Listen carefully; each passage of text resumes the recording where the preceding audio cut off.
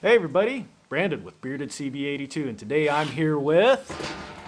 What up, guys? CP the Tool Addict coming at you. How you doing?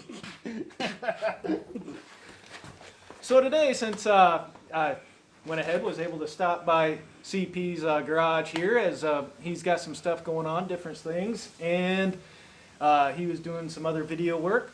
Well, we had an extra moment here, so I've been wanting to do a review on my Snap On jump pack for quite some time. Part number on this little guy is the Echo Juliet Paul 201 Mike Bravo Kilo. I'll give you guys a little zoom there. I've had this a couple years, and well, it brought about a whole nother thing. Let's just discuss a whole bunch of other jump packs. Yeah. I mean, mechanics, different options, especially now that you've pretty much gone mobile. Right. You know, on the side deal. Yeah. Mobile diagnostics, all the other stuff. Yeah. A lot of other people have your number. Having a type of jump pack with you is a good thing. Now, I'm a semi-mechanic, and this isn't going to jumpstart a semi. I'll tell you straight up. We have a separate one at work that's currently at work. I'm over here at his place. If you guys want, I can probably do a review on that one later. For jump starting 4 dead batteries, you know, you're talking big ass 875 cold cranking amp batteries that are, you know, 40 pounds a piece. Different options, and the reason why I went behind this. Now, the reason I went behind this was, well, we get those nice, lovely cold winters here in Iowa where you wake up in the morning and it's 45 below wind chill, and your vehicle really does not want to start. Or maybe your neighbor's doesn't as well. So, had one day where I actually had to start one car to jump start my truck so I could get to work, and luckily it was on a Wednesday and Snap-on showed up that day. I worked out a deal with him. I think this was running around $285 around the time. Mm-hmm. I worked out a deal with him where I had some other stuff I wasn't using, older tools, did some trade-in on it, and I got it for like 90 bucks. Wow. And when we're talking other things like these Norco boost packs, like CP's got, especially like this bigger one. Yeah. What that one run? This one was $100. So Yeah, roughly, yeah. I This would be in the pretty much same price range as what you're what I basically worked on out that. with that. Yeah. Right. And nice thing about this was, in winter I would leave it in my house, and I think I've charged this thing 3 times altogether. I've used it probably 3 dozen times. Oh wow. Between guys at work, they leave their trucks overnight or over the weekend if they're on a longer trip. Their truck's dead, and it's like, oh hey, I got something for that. And one guy in particular, he had a Ford with a 5.4 V8, and his battery was just deader than a doornail. And went out there, hooked it up, because it's pretty easy to use.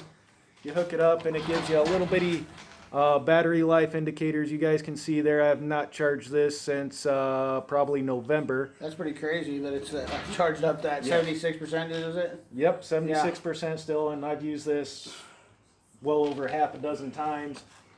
And stuck it on his till it says ready to start, and then it started his right off the bat. You know, no drag, no nothing.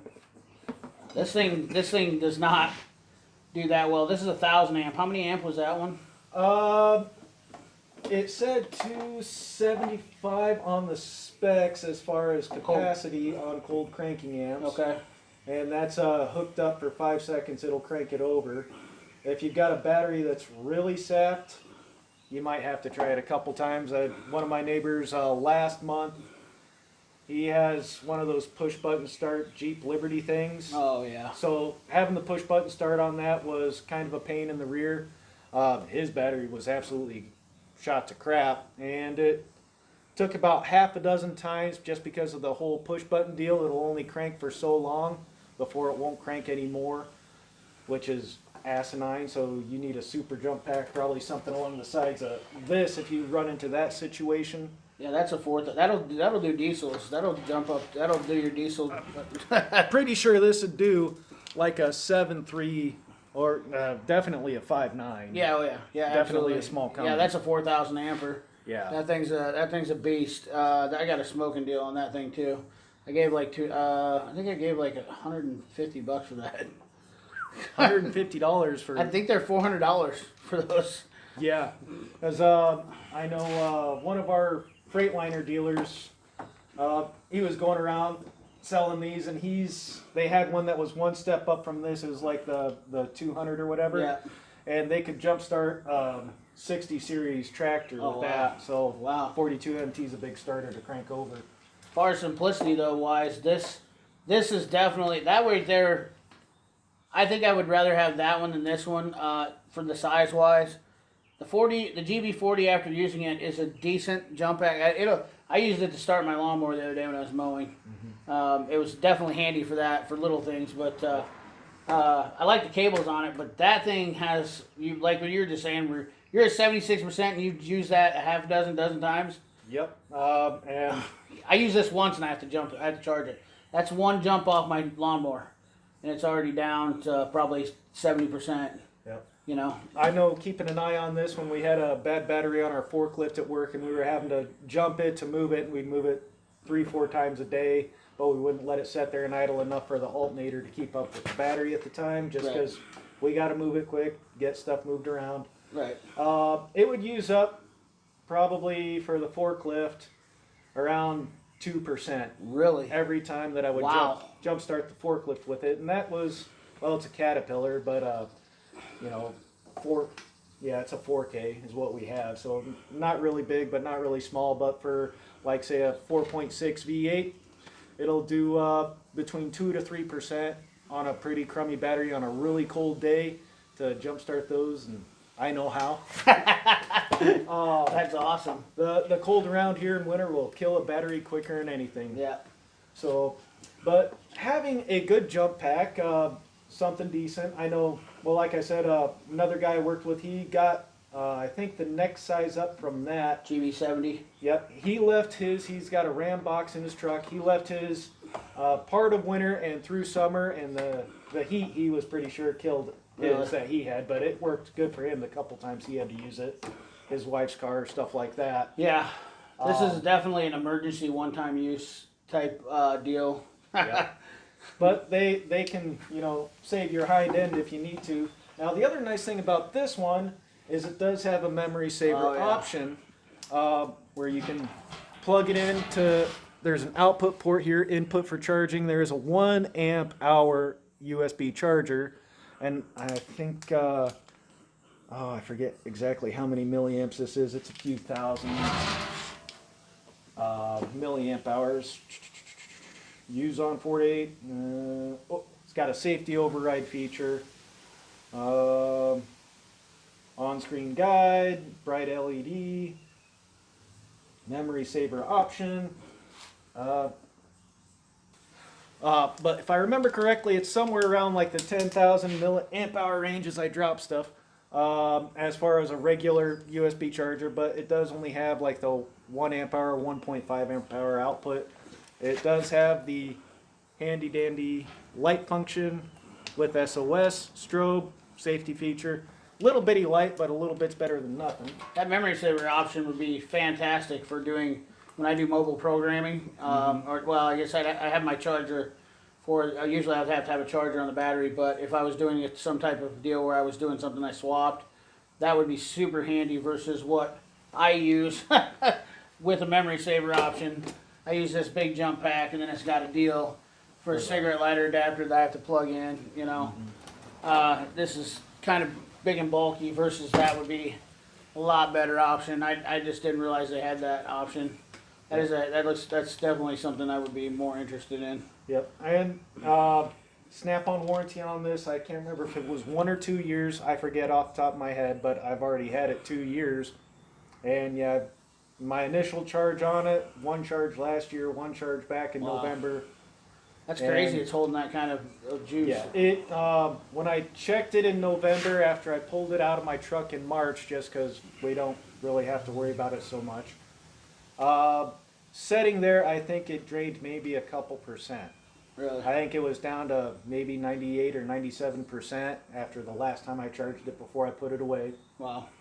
And it has not died. It's still continuing to be of good service. Excuse me. So now other options. Now you've got some Macs here. Yes, this is my new one. That is my old diesel jump pack that I used to have for. Now, Mac rebrands these from JNC, Chlor Automotive, if you guys don't know. And I actually, this is my second JNC jump pack, or third. That's one of my first ones. That thing lasted for almost 4 years. The beautiful part about JNC, you can send these back into JNC. They will rebuild up to 3 of them for $85 a piece.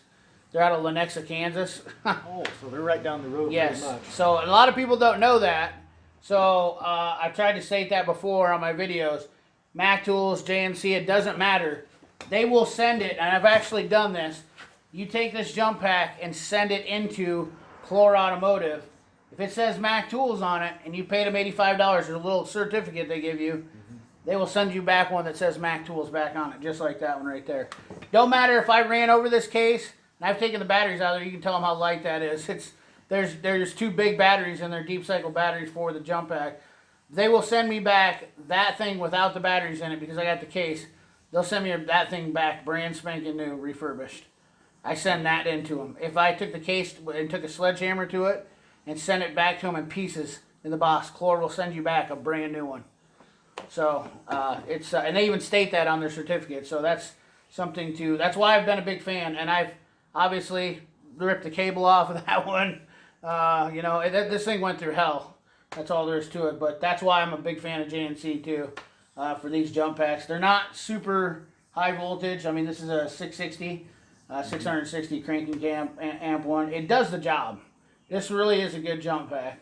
It's just, you know, when you're looking at stuff like this now, that convenience of that size is, it's really hard to compete with carrying around one of these big ones versus those. But and it depends on the time of year, what you're going to be working on, all that stuff. If you know somebody gives you a holler, you see your neighbor's truck, he's got an issue or something like that, and it's just like, all right, let's get your stuff moved. You hook that thing up to his truck.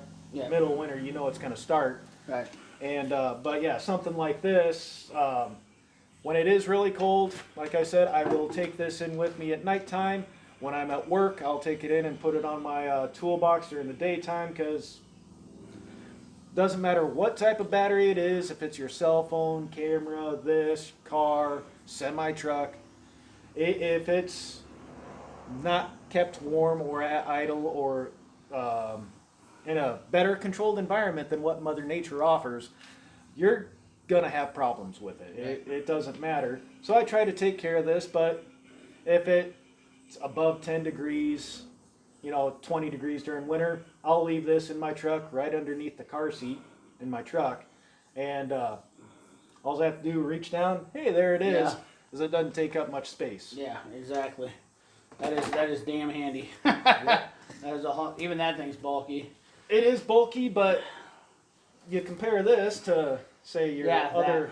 This thing, that one is heavy. Yeah, this is MG. This is an MT 5140. GR is just the green for the color. JNC calls them a JNC 660. You guys aren't aware, but yeah, this thing probably weighs roughly about the same. Do you feel? Maybe I'd a little bit heavier. About 40% heavier. That thing's got some bigger batteries in it. Yeah, but that thing has the jump capacity 4,000 amps, and then probably right around 1,000 cold cranking amps on that one. But this one's at 660 cold cranking amps. So definitely impressive for a smaller package, smaller profile jump pack. I wouldn't have bought that one honestly because I've used these ones and I just stick with these one. I wouldn't have bought it if I wouldn't have got such a smoking deal. I think that thing's like $375, $350 retail. I went to a vendor and they were actually getting rid of it because it had a damaged package. So that's how I got it. Just right place at the right time.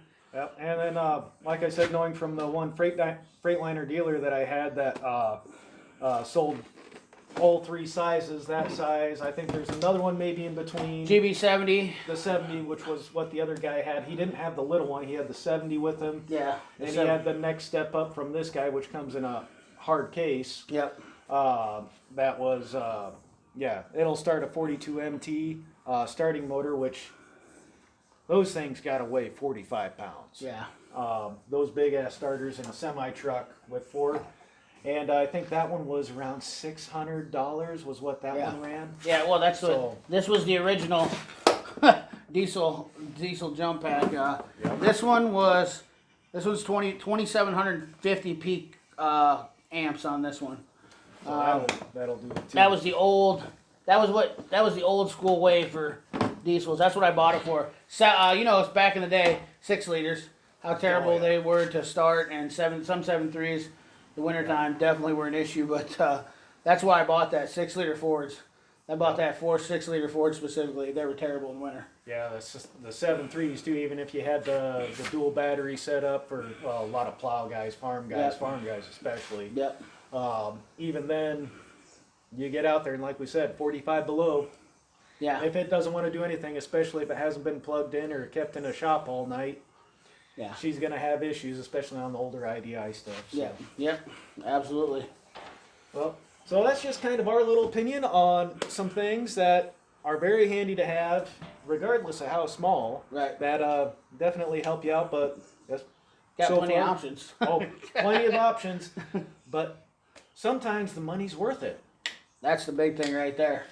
you can't always buy the right tool, you know, at the time. But when you do buy the right tool, you can buy the right success too.